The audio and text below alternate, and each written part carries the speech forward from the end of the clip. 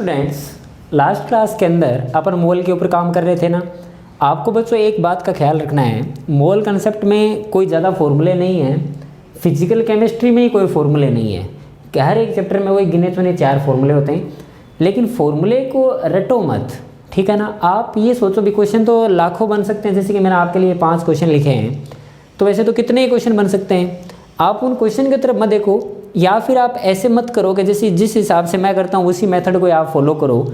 आप अपना दिमाग चलाओ, ऐसे ऐसे होना चाहिए। हो सकता है मेरा मेथड अलग हो, आपका मेथड अलग हो, कोई प्रॉब्लम नहीं है। मैं पहले मोल कैलकुलेट करूँ, आप बाद में करो, कुछ भी ऐसा करो। आप मैं जैसे करके दिखा रहा हूँ, बस वो एक आपको इससे क्या सीखना है, आपको सिर्फ इतना ही सीखना है कि सर ऐसे कर रहे हैं, अच्छा ये कंसेप्ट है। बाद में आप अपने दिमाग के अकॉर्डिंग उसको चाहे कैसे भी घुमाओ, आंसर सेम आना चाहिए। ऐसा भी नहीं होना चाहिए आप कैसे करो मैं ऐसे करूँ आंसर अलग अलग आ रहा है, वो ऐसा नहीं करना है, ठीक है ना। आंसर सेम आना चाहिए, करो चाहे कैसे ही। चलो ओके, स्टार्ट करते हैं आज का लेक्चर अपन। जैसे सबसे पहले नंबर क्वेश्चन में ऐसा पूछा उसने कि अगर मैं 50 ग्राम एल्यूमिनियम +3 लूँ तो उसमें कूलम में चार्ज कितना प्रेजेंट होगा। तो बोलेंगे चार्ज का क्वेश्चन है सर, तो मुझे निकालना है तो पहले मोल पढ़ेंगे। तो आप इसको ऐसे सोचो कि एक एल्यूमिनियम की बात करो, एक एल्यूमिनियम +3 बच्चों क्या है, एक आयन है। एक आयन में कितना चार्ज है, एक आयन में। तो +3 आने का मतलब समझ रहे हो क्या हुआ होगा, बताओ। इलेक्ट्रॉन चले गए या इलेक्ट्रॉन आ गए, क्या हुआ होगा आपको पता होना चाहिए। एल्यूमिनियम को अपन इस टाइप से लिखते हैं ना, एल्यूमिनियम 13 और यहाँ 27। इट मीन्स मास उसका 27 लेते हैं अपन, मास नंबर मीन्स, और 13 उसका एटॉमिक नंबर होता है, which is known as proton, है ना। प्रोटॉन और न्यूट्रॉन का तो कोई लेना देना ही नहीं है, इलेक्ट्रॉन के आने जाने से चार्ज आता है। तो ये तो बात श्योर है कि जब अपन मोल कैलकुलेट करते हैं तो जैसे डिवाइड में करेंगे अपन, तो वो तो कम ज़्यादा नहीं होगा, बिकॉज वाई कि जो उसका एटॉमिक वेट होता है वो तो प्रोटॉन और न्यूट्रॉन की वजह से सर होता है, तो उसमें इलेक्ट्रॉनों का कोई रोल नहीं है, कि इलेक्ट्रॉनों का मास बहुत कम होता है। तो प्लस माइनस लगा दो चाहे, लेकिन आपको इस टाइप से नहीं करना है ना। जैसे और एक आयन की बात करें तो +3 आया है, तो बचाओ +3 का मतलब 3 इलेक्ट्रॉन चले गए। तो डेफिनेटली पहले जब ये न्यूट्रल था तो उसमें 13 प्रोटॉन थे और 13 इलेक्ट्रॉन थे। अब +3 आने का मतलब क्या समझते हो आप, 3 इलेक्ट्रॉन बाहर वाले चले गए, तो सर 10 इलेक्ट्रॉन रह गए। क्या रह गया बच्चों, 10 इलेक्ट्रॉन रह गए। और प्रोटॉन तो अभी भी अंदर कितने, 13 प्रोटॉन है। जितना चार्ज प्रोटॉन पे होता है उसका अपोजिट चार्ज इलेक्ट्रॉन पे होता है, नेगेटिव में होता है बस। तो 13 प्रोटॉन, तो 13 प्रोटॉन ही चाहिए, तो बोलेंगे सर 10 प्रोटॉन 10 इलेक्ट्रॉन को चलो न्यूट्रलाइज कर गया, बाकी 3 प्रोटॉन का चार्ज तो रह गया ना, 3 प्रोटॉन का चार्ज है इनडायरेक्टली। ये क्या है, +3 का मतलब उसके ऊपर चार्ज की बात करें तो सर उसमें 3 प्रोटॉन का चार्ज अवेलेबल है। क्या है, 3 प्रोटॉन का चार्ज अवेलेबल है। एक प्रोटॉन पे चार्ज कितना होता है, तो बोलेंगे एक प्रोटॉन पे चार्ज होता है 1.6023 × 10⁻⁻19 कूलम होता है। 3 प्रोटॉन का चार्ज है तो बोलेंगे ×3। ये कहानी बच्चों किसकी है, ये कहानी है एक एल्यूमिनियम प्लस की। एक एल्यूमिनियम प्लस एक आयन है जिसमें 3 प्रोटॉन का चार्ज अवेलेबल है। अगर मैं ऐसा क्वेश्चन पूछता कि मेरे पास एल्यूमिनियम +3 एक ही आयन है तो उसमें चार्ज कितना होगा, तो ये पड़ा चार्ज। अब वो बोल रहा है इतने ग्राम में कितना होगा, तो मोल कैलकुलेट कर लो। तो 54 डिवाइड बाई क्या करोगे, एल्यूमिनियम का कितना होता है बच्चों, 27। तो इलेक्ट्रॉन के आने जाने से वो 27 चेंज होगा नहीं। तो फर्स्ट ऑफ ऑल क्या करूं, तो बोलेंगे mole of aluminium +3 is equals to 54 divide by 27 which is equals to 2 mole. पहला काम पता चला, मोल। अब मेरे पास टोटल नंबर ऑफ आयन बता दो, तो बोले टोटल नंबर ऑफ आयन कैसे निकालूं, तो मोल इंटू Na। एक मोल में Na आयन होते हैं, तो बोले 2 मोल में 2 Na आयन। तो नंबर ऑफ एल्यूमिनियम +3 आयन कितने होंगे, तो मोल इंटू Na, इतने आयन होंगे सर। एक आयन पे कितना चार्ज है, ये रहा सर। तो टोटल नंबर ऑफ आयन पे कितने चार्ज होगा, इंटू दिस सर, है ना। तो टोटल चार्ज कितना होगा, इज इक्वल्स टू एक पे कितना है 3 × 1.602 × 10⁻⁻19 × 2 × Na। एक पे कितना है इंटू टोटल आयन, तो टोटल चार्ज आ गया। तो ओके, एक चीज़ और, ये आंसर किस में आया बच्चों, कूलम में। ये आपका आंसर था 6 इंटू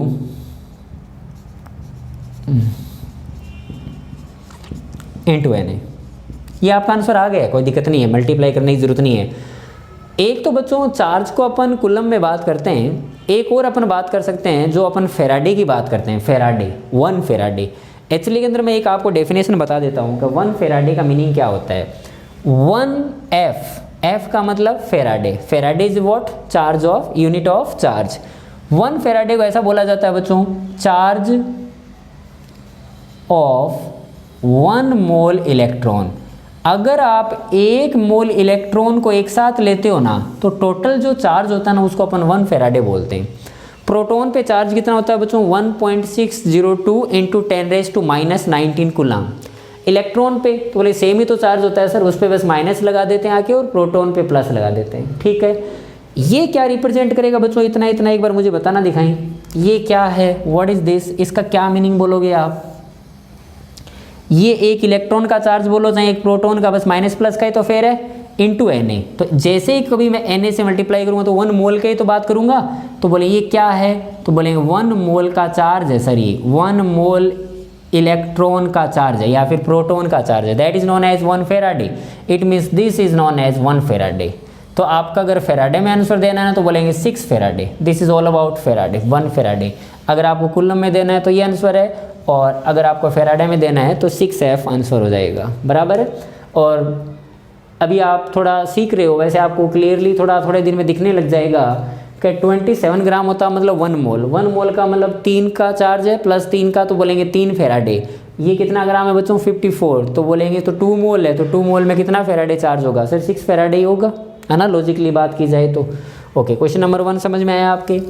ओके, अब लिखो question number 2। How many atom are there in 100 AMU, 100 AMU of helium. कोई मुझे ये बता सकता है क्या, अगर मैं आपसे पूछता कि हीलियम का एक एटम का आप मुझे मास बताओ, हीलियम का एक एटम का, तो आप बोलेंगे अच्छा एक एटम वाला मतलब AMU वाला आंसर देना है, क्लियर है ये बात। और हीलियम का कितना होता है बच्चों, एटॉमिक वेट 4। तो जैसे ही मैं 4 के आगे AMU लगा दूंगा, तो AMU लगाते हैं क्या हो जाएगा, वो एक का आ जाएगा, एक एटम का, है ना। तो mass of 1 helium atom is equal to 4 AMU। Answer number 2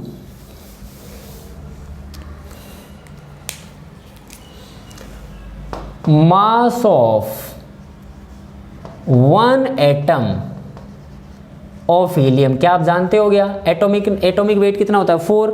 तो जैसे ही 4 के आगे मैंने AMU लगाया तो आपने क्या चीज़ बोली कि सर ये तो एक का है।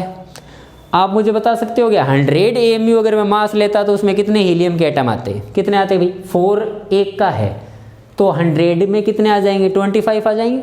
वो 25 आया कैसे, तो बोलेंगे टोटल मास कितना है, आपको निकालना है number of helium atom, helium atom कितने होंगे, तो टोटल मास कितना है 100 AMU, और एक का कितना है 4 AMU, 25 हीलियम के एटम प्रेजेंट है, इजी है। ओके, 3 नंबर वाला आपसे बोला है कि ऑक्सीजन के एटम प्रेजेंट कितने होंगे, किसमें, 50 ग्राम ऑफ कैल्शियम कार्बोनेट। तो आप क्या करो, मोल निकालो सबसे पहले। ये 50 ग्राम बच्चों किसका दे रखा है, कैल्शियम कार्बोनेट का, तो 50 ग्राम से मोल भी किसके आएंगे, कैल्शियम कार्बोनेट के। 50 divide by molecular weight of calcium carbonate, calcium का कितना होता है 40, कार्बन का कितना होता है 12, ऑक्सीजन का कितना होता है 16।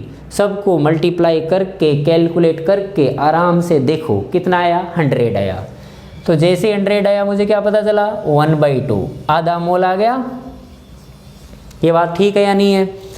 अगर मान लो मैं आपसे पूछता कि मेरे पास 1 मोल मतलब कैल्शियम कार्बोनेट जो है वो 1 मोल होता, तो उसमें ऑक्सीजन कितने होते हैं बच्चों, कितने ऑक्सीजन के मोल होते हैं सर, 3 मोल होते हैं। एक अगर मैं कैल्शियम कार्बोनेट का मॉलिक्यूल लेता तो ऑक्सीजन के एटम कितने होते हैं, 3, तो बोलेंगे 3 mole of oxygen atom present होता if you take 1 mole of calcium carbonate.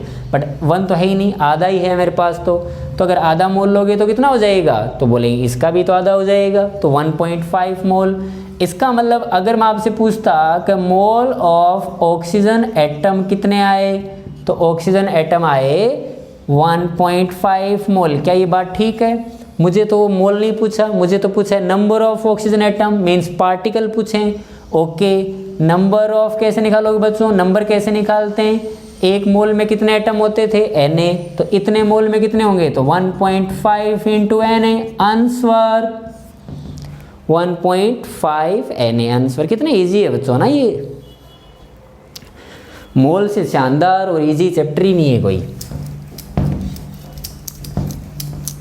अब आप निकालो, दिखाएं क्वेश्चन नंबर 4 का आंसर। जैसे जैसे वो बोले ना वैसे वैसे करते जाओ, आंसर अपने आप आ जाएगा। वो ये बोल रहा है कि ए जो है ना, इस क्वेश्चन को समझो एक बार। x gram of A means if you take x gram of A then you observe that it contain y atom, then how many atoms are present in 2x gram of B। 2x gram of B आपको atomic weight दिया है ताकि आप मोल calculate कर सको, है ना। देखो बच्चों ऐसे चलो आप मान लो A है, A का कितना ग्राम है, x ग्राम है। मैं A के मोल निकाल रहा हूँ, mole of A, mole of A कैसे निकालोगे, मास ऑफ A का मास लाओ कितना है x ग्राम, A का एटॉमिक वेट लाओ, A का एटॉमिक वेट कितना है बच्चों 20। मैं बोलूँ A के एटम है कितने, मतलब नंबर ऑफ A एटम कितने हैं ऐसे, तो into Na, x/20 mole of A into Na इतने हैं। और वो क्या बोल रहा है कि y एटम कंटेंस, मतलब ये जो नंबर है उसको वो y नाम दे रहा है, उसको वो y नाम दे रहा है। इसका मीनिंग यही हुआ x gram of A contains y atom, तो x ग्राम से मैंने मोल निकाला, मोल को मैंने Na से मल्टीप्लाई किया तो एटम मिल गए। वो बोल रहा है ये कितने हैं, तो बोले ये y है, ऐसा वो बोल रहा है। क्लियर है। अब ये बोल रहा है कि how many atoms are present in 2x gram of B, तो बोलेंगे मुझे एटम पूछा तो मोल निकालना पड़ेगा। तो पहले मैंने क्या किया, मोल ऑफ B, तो बोले B का मास लाओ, तो 2x ग्राम, B का मास लेके आया 2x gram divide by B का मोलिकुलर वेट 40, तो ये मेरे पास इतना आया। इसको मैं क्या लिख सकता हूँ बच्चों, x/20 है, इनडायरेक्टली ये क्या है, ये x/20 तो है, बराबर है ये बात। मैंने पूछा अगर नंबर ऑफ B एटम कितने होंगे, जो उसका आंसर है उसने पूछा how many atom are present in 2x gram of B, B के 2x ग्राम में कितने एटम होंगे, तो B के मोल लाओ ये रहे इंटू Na, ये आंसर है। तो बोलेंगे सर ये तो y है, मतलब इतना इतना तो y के नाम से बोल रहे, तो बोले इसका आंसर क्या आ गया, y एटम आंसर। तो आपसे बोलेंगे B में भी कितने होंगे, तो y एटम होंगे, है ना। ऐसा इसका सेम आंसर क्यों आ रहा है बच्चों, क्योंकि आंसर इसलिए सेम आ रहा है क्योंकि एटॉमिक वेट आप देख लो इसका डबल रखा है, तो उसका मास भी तो डबल कर दिया है, कोई बड़ी बात नहीं की उसने। ओके, नेक्स्ट क्वेश्चन और पढ़ो, वेरी इंपॉर्टेंट, और ये एक बार आया हुआ बच्चों नीट में, ये है ना 5th नंबर क्वेश्चन नीट में एक बार पूछा था। हीमोग्लोबिन और ये इंसुलिन, ये सब जो होते हैं ना बच्चों बड़े बड़े होते हैं, इनका जो मोलिकुलर वेट होता है वो एग्जैक्ट मोलिकुलर वेट नहीं होता है। कई बुक्स में 65,000 लिखा रहता है, कई में थोड़ा ज़्यादा इस टाइप से चलता रहता है। कंसेप्ट क्या होना चाहिए, कल आप एक्चुअली के अंदर परसेंटेज कैलकुलेट करना सीख रहे थे ना, जैसे कि आपको बोला गया मैंने कि एक मान लो कोई बहुत ही बड़ा मोलिकुलर वेट है, कोई मान लो अपन को ये पता भी नहीं है उसमें कौन कौन से एटम प्रेजेंट है और कितने हैं, मान लो बहुत बड़ा है। हीमोग्लोबिन को अपन को पता भी नहीं कौन कौन होता है, मान लो, ठीक है ना। लेकिन वो खुद बोल रहा है कि हीमोग्लोबिन में आयरन के एटम है, तो अगर आयरन के एटम है तो उसमें आयरन से मतलब अपन को तो आयरन नाम का Fe बच्चों आयरन को बोलते हैं। ये कितने हैं, तो मान लो X है, और this is all about haemoglobin, this is all about haemoglobin. We don't know how many atoms are there, how many different atoms are there, अपन को आयरन से मतलब है। अगर मैं बोलूँ कि मुझे इसका परसेंटेज कैलकुलेट करना है तो आप क्या करते, मैं ऐसे ही तो लिखता कि परसेंटेज ऑफ Fe। कैसे कैलकुलेट करते बोलो, Fe का mass divide by total mass into 100। तो Fe का मास क्या करूं, x इंटू 56। एक्चुअली के अंदर बच्चों Fe का जो एटॉमिक मास होता है वो कितना होता है, 56 होता है। जैसे कार्बन का 12 होता है ना, वैसे आयरन का होता है बच्चों 56। क्लियर है, याद रहेगा। मैंने आपको बताया था जब जब कोई ऐसा आएगा जो इंपॉर्टेंट होगा मैं आपको साथ साथ बताता हुआ चलूंगा। आयरन का कितना होता है, 56 होता है।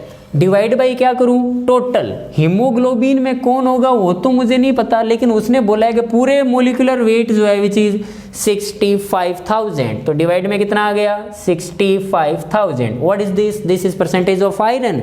उसने खुद ने बोला है कि परसेंटेज ऑफ आयरन कितना है, haemoglobin content 0.35 percentage of iron by मास।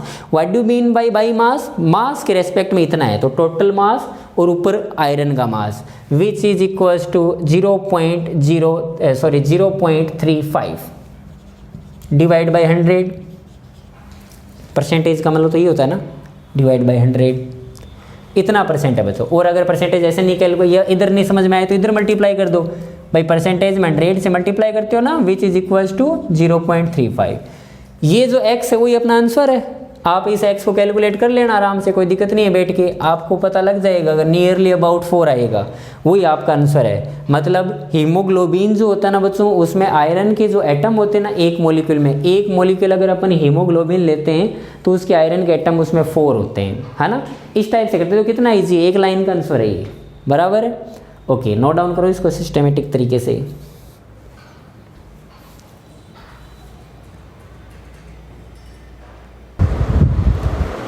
चलो बच्चों कुछ क्वेश्चन और अपने पास, सेम ही क्वेश्चन है, कुछ नहीं करना। एक मान लो थोड़ा सा देखो चेंज तो होता रहता है।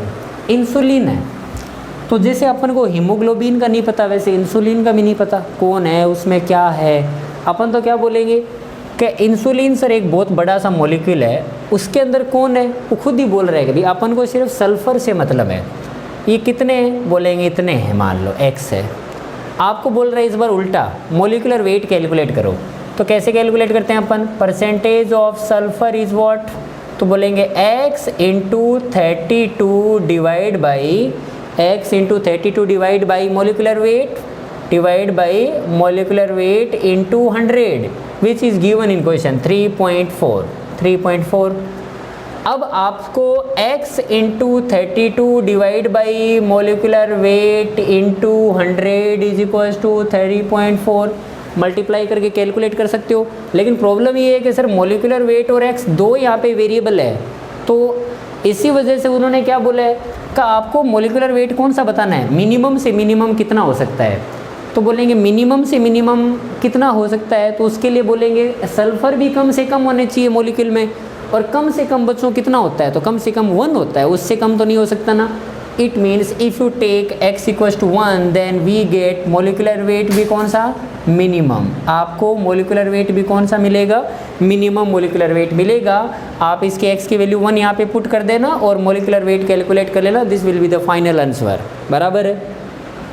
ओके, 7th वाला देखो, 7th वाले में एक आपको आयन दिया है, इस बार आपको एनायन दिया है। जैसे कि पहले मैंने एल्यूमिनियम +3 लिया था तो वो कैटायन था, अब आपको क्या दिया है मैंने, एनायन दिया है, N-3 नाम का। आप मुझे बताओ कि -3 कैसे आया होगा उसके अंदर, उसमें इलेक्ट्रॉन चले गए या इलेक्ट्रॉन आए होंगे। तो अपन बोलेंगे नेगेटिव चार्ज तो सर सब आता है जब कोई इलेक्ट्रॉन आते हैं उसमें। कितने इलेक्ट्रॉन आए हैं सर, 3 इलेक्ट्रॉन एक आयन में बच्चों 3 इलेक्ट्रॉन आए हैं। आपको पता होना चाहिए कि नाइट्रोजन को भी अपन इस टाइप से लिखते हैं, तो इसका मतलब ये कि उसमें 7 प्रोटॉन थे और 7 इलेक्ट्रॉन थे जब ये न्यूट्रल था। लेकिन अब 3 इलेक्ट्रॉन अगर एक्स्ट्रा आ गए हैं तो उसका मतलब 10 इलेक्ट्रॉन है, लेकिन प्रोटॉन अभी भी 7 ही है, क्योंकि प्रोटॉन तो न्यूक्लियस के अंदर रहते हैं, उनका तो आना जाना पॉसिबल नहीं है। एक आयन में 10 इलेक्ट्रॉन है, एक आयन में 10 इलेक्ट्रॉन है। आप मुझे पूछेंगे कितना ग्राम है ये, तो बोलेंगे ये है 4.2 ग्राम। चलो मुझे बताओ बच्चों मोल कैसे निकालोगे, mole of N-3 is equals to 4.2 gram divide by atomic weight. Nitrogen का कितना होता है 14, तो ये -3 लिखने से क्या 14 पे कोई फर्क पड़ेगा, नो।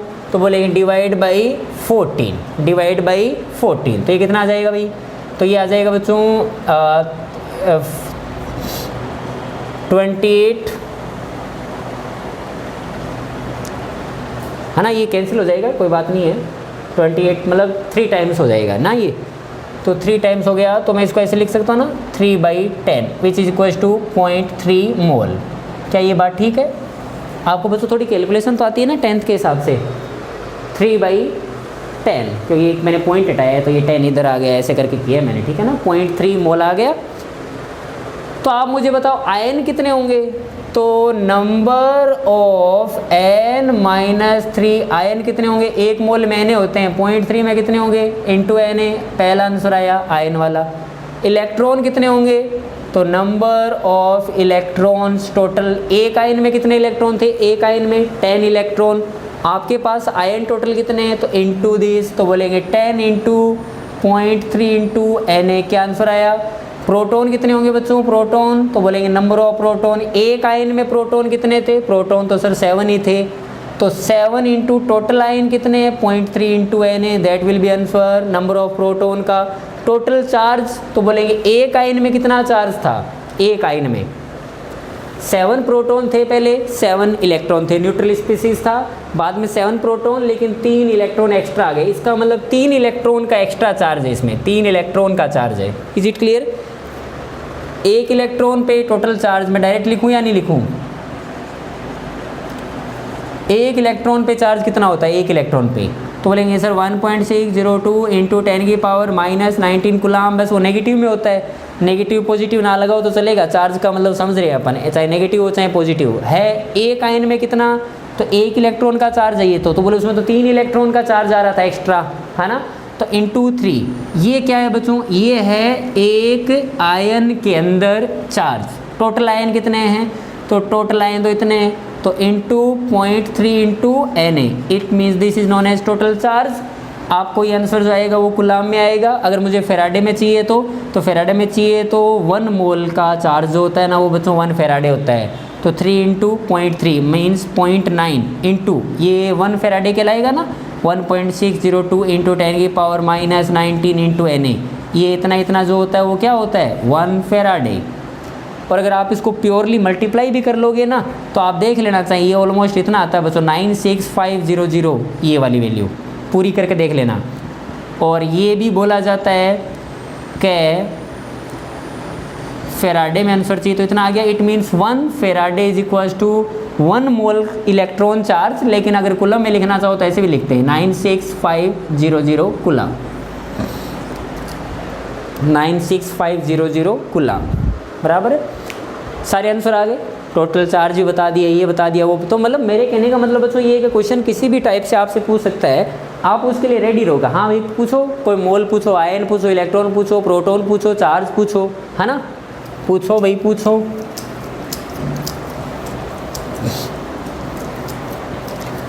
चलो नेक्स्ट क्वेश्चन 8 नंबर पे, हीलियम है, नाइट्रोजन है, CO2 है। पहला क्वेश्चन, कंटेनर में आपसे मॉलिक्यूल का रेशियो पूछा है, सभी के मोल कितने हैं? तो बोले 1 मोल 1 मोल 1 मोल।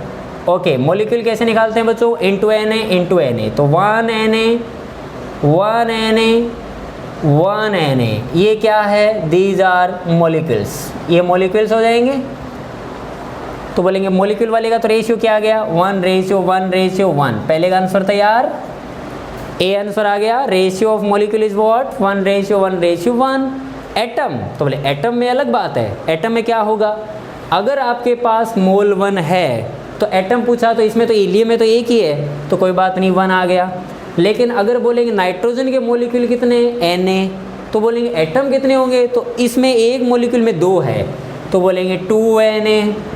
CO2 की बात करें तो एटम कितने बच्चों? एक मॉलिक्यूल में कितने एटम है? तो 2 ऑक्सीजन 1 कार्बन 3 है सर। टोटल मॉलिक्यूल कितने? Na, तो बोलेंगे एटम कितने हो जाएंगे? 3Na, तो दिस इज एटम। तो बोले एटम का रेशियो क्या आ जाएगा? एटम का रेशियो क्या आ जाएगा? 1:2:3। ये सेकंड का आंसर आ गया, एटम का रेशियो। रेशियो ऑफ वॉल्यूम, तो वॉल्यूम क्या होता है भाई? तो बोलेंगे 1 मोल 1 मोल 1 मोल, सभी गैस है, 1 मोल में कितना वॉल्यूम ऑक्यूपाई होता है? STP पे 22.4 लीटर। तो 22.4 लीटर, 22.4 लीटर, 22.4 लीटर। तो बोलेंगे वॉल्यूम का भी तो रेशियो 1:1:1 आया। किसका रेशियो आया ये? वॉल्यूम का भी रेशियो सेम ही आया। Ratio of number of electron, electron की बात आ गई अब, तो बोलेंगे इलेक्ट्रॉन की बात आ गई, तो चलो इलेक्ट्रॉन की बात करते हैं। हीलियम में बच्चों इलेक्ट्रॉन बताना, तो हीलियम का एटॉमिक नंबर कितना है? तो 2। तो बोलेंगे 2 प्रोटॉन है तो 2 इलेक्ट्रॉन होंगे, तो बोले इसमें सर 2 इलेक्ट्रॉन होंगे। नाइट्रोजन में इलेक्ट्रॉन बताना बच्चों, एक नाइट्रोजन में कितने होते हैं? नाइट्रोजन वैसे लिखते हैं ना एटॉमिक नंबर 7, तो 7 प्रोटॉन होते हैं, तो 7 ही क्या हो जाएंगे? इलेक्ट्रॉन। और 2 नाइट्रोजन है तो बोलेंगे कितने हो जाएंगे? 40 इलेक्ट्रॉन। CO2 में कितने होंगे बच्चों? कार्बन में 6 होते हैं एटॉमिक नंबर, और ऑक्सीजन का 8 होता है, लेकिन ऑक्सीजन तो 8 है, 2 है अपने पास, तो टोटल इलेक्ट्रॉन कितने हो गए? तो जितने प्रोटॉन उतने इलेक्ट्रॉन, तो 8 रेट 16 और 16 और 6 22, इसमें 22 इलेक्ट्रॉन हो गया। तो रेशियो क्या आ गया भाई? 1:7:11। ये किसका रेशियो आया? टोटल नंबर ऑफ इलेक्ट्रॉन, सभी में इलेक्ट्रॉन का रेशियो आ गया, है ना? ओके। अब ये क्वेश्चन कैसे करना है बच्चों? Which of the following has maximum number of atom. Atom पूछे उसने मैक्सिमम, तो जैसे आपको चेक करने पड़ेंगे। जैसे ए आप चेक करो, ए 16 ग्राम ऑफ हाइड्रोजन, तो मोलिक्यूल पहले मोल किसके निकलेंगे? तो बोलेंगे मोल ऑफ हाइड्रोजन कैसे निकालेंगे? 16 डिवाइड बाई 2 8 मोल। ठीक बात है। मान लो मैंने बोला कि एटम तो मोलिक्यूल आएंगे यहाँ से, तो मोलिक्यूल कितने हो जाएंगे बच्चों? 8 × Na। किसके मोलिक्यूल? ये तो हाइड्रोजन के आए हैं। मैंने पूछा कि मेरे को तो एटम चाहिए, तो number of atom, hydrogen atom is equals to, कैसे निकालेंगे? एक मोलिक्यूल में 2 है, टोटल मोलिक्यूल इतने हैं, तो बोलेंगे 16 Na आंसर आया है सर। ऑप्शन ए का कितना आया? 16A। ऐसे बी का निकालो, तो बी का कैसे निकालेंगे? इसको रब कर देता हूँ मैं, है ना? भी मेरे तो ये काम का है। बी का कैसे निकालेंगे बच्चों? तो बोलेंगे ये क्या है? 132 ग्राम ऑफ CO2, तो मोल निकालो CO2 के। Mole of CO2 130 divide by 44। CO2 का कितना होता है? 44। तो ये कितने टाइम्स हो गया? 88, 3 टाइम्स हो गया, तो 3 मोल आ गए। ओके, तो मोलिक्यूल आ गए। Molecule of CO2 is equals to 3 × Na। अगर मैंने बोला एक मोलिक्यूल में एटम कितने, तो 3 एटम है, एक कार्बन 2 ऑक्सीजन, तो टोटल नंबर ऑफ एटम कितने? नंबर ऑफ एटम कितने? तो मोलिक्यूल इतने हैं, एक मोलिक्यूल में 3 एटम है, मीन्स 9 Na। ये बी का, ऑप्शन बी का। सी की बात करें तो 96 ग्राम ऑफ ओजोन, तो आपको बोला कि मोल बताना ओजोन के, तो 96 डिवाइड बाई ओजोन का कितना होगा बच्चों? ऑक्सीजन का 16, 16 3 जा 48, इट मीन्स 2 मोल आ गए। ओके, तो मोलिक्यूल बताओ चलो ओजोन के। मोलिक्यूल ऑफ ओजोन कितने हो जाएंगे? 2 × Na, बट मुझे तो एटम चाहिए, तो बोलेंगे number of atom is equals to 2 × Na, और एक मोलिक्यूल में एटम कितने? 3, इसका मतलब 6 Na। इसका आंसर 6 Na आया, ऊपर वाले का आंसर 9 Na आया, है ना? डी वाले को चेक और करो, दिखाएं डी वाले में क्या आता है।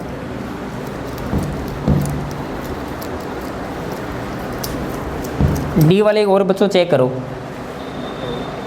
डी वाले में देखो 1.6 ग्राम, मतलब mole of O2 is equals to 1.6 divide by 32 divide by 32।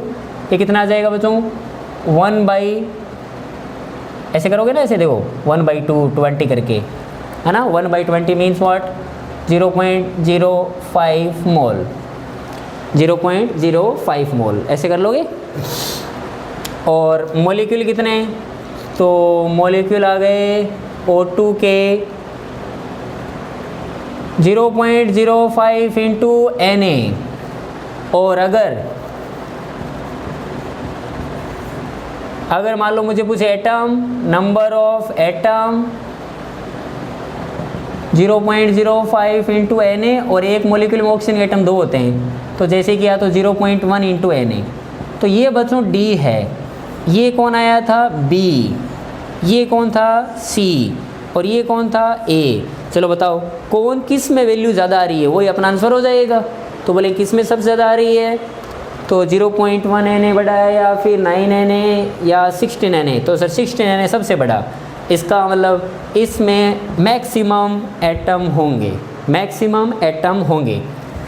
10th वाला देखो दिखाई, 10th वाले में क्या पूछा है, एक अननोन गैस है कोई, वो 8 ग्राम है बच्चों, और वो 8 ग्राम जो वॉल्यूम ऑक्यूपाई करती है ना एसटीपी पर, वो 44.8 लीटर करती है, ठीक है। तो मैं उस गैस का मोल निकाल सकता हूँ क्या, मोल ऑफ अननोन गैस। मोल कैसे निकालूं, तो बोलेंगे 44.8 डिवाइड बाई 22.4, यू नो कैसे निकालते हैं अपन, तो 2 मोल, 2 मोल आ गए। ओके, मास कैसे निकाल, भाई मोल का एक फॉर्मूला क्या होता है बच्चों, mass divide by molecular wait, ठीक है। आपको 2 मोल गिवन है, मास कितना है, तो बोलेंगे 8 ग्राम है, divide by molecular wait. It means यहाँ से मैंने क्या कैलकुलेट कर लिया, मोलिकुलर वेट कितना आएगा बच्चों, 4 ग्राम। आप मुझे ये बता सकते हो मोलिकुलर वेट 4 किसका लेता हूँ मैं, ऐसी कौन सी गैस है जिसका मैं मोलिकुलर वेट 4 लेता हूँ। यहाँ पे हालांकि ऑप्शन लिखा रहेगा, लेकिन सोच के बताओ 4 में कौन सी गैस का लेता हूँ, हीलियम का, ठीक है ना। तो ए आंसर कौन आ गया, वो which one is unknown gas, helium. कैसे पता लगा, मोलिकुलर वेट कैलकुलेट करके इनडायरेक्टली। तो पहले का आंसर तो क्या आ गया, helium. Sir number of atom कितने होंगे, तो बोलेंगे मोल बताओ, मोल हीलियम के मोल बताओ। तो हीलियम के मोल कितने बच्चे, 2, हीलियम के मोल कितने हैं, 2। तो बोलेंगे एटम कितने होंगे, 2 Na। Number of helium atom is equals to mole कितने थे, 2 इंटू Na। ये किसका आंसर हो जाएगा, बी का। थोड़ा बच्चों फास्ट तो नहीं हो रहा है ना, 10 क्वेश्चन किए हैं ना, थोड़ा ज़्यादा आ गया, लेकिन थोड़ा प्रैक्टिस करो आप, ठीक है ना। अब मैं क्वेश्चन ऑफ द डे लिख देता हूँ आपके लिए।